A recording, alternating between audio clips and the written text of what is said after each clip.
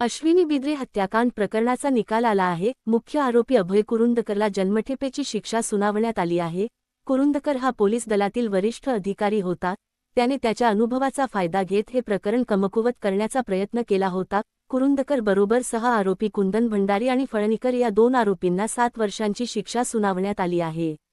धक्कादायक बाब म्हणजे नवी मुंबई पोलिसांनी बिद्रे यांचे पती राजीव गोरे यांच्या तक्रारींवर काहीच दखल घेतली नव्हती, म्हणून त्यांनी उच्च न्यायालयात 4 ऑक्टोबर 2016 रोजी याचिका दाखल केली होती। यानंतर 31 जानेवारी 2017ला खून करण्याच्या उद्देशून अपहरण करण्याआधीबाबत वरिष्ठ पोलीस निरीक्षक अभय कुरुंदकरवर कळंबोली पोलीस स्टेशनमध्ये गुन्हा दाखल करण्यात आला होता। गुन्हा दाखल झाल्यानंतर फेब्रुवारी 2017 पासून ऑक्टोबर 2017 पर्यंत नोकरीवरून कुरुंदकर गायब झाला होता। 16 जानेवारी 2018 रोजी राष्ट्रपती आणि मुख्य न्यायमूर्ती भारत सरकार यांना निवेदन करून राजू गोरे आणि 9 वर्षाची मुलगी सिद्धी यांनी न्याय मिळत नसल्यामुळेच इच्छा मरणाची परवानगी मागितली होती।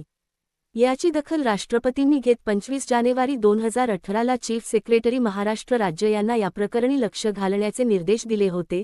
बिद्रे यांची हत्या 11 एप्रिल 2016 रोजी झाली, मात्र कुरुंदकर यांचे पोलीस दलातील चांगले प्रस्थ लक्षात घेता त्यांच्यावर कारवाई झाली नाही। अश्विनी बिद्रे हत्याप्रकरणी पोलिसांनी मुख्य सूत्रधार अभय श्यामसुंदर कुरुंदकर, रा. भारिंदर पूर्व, जी.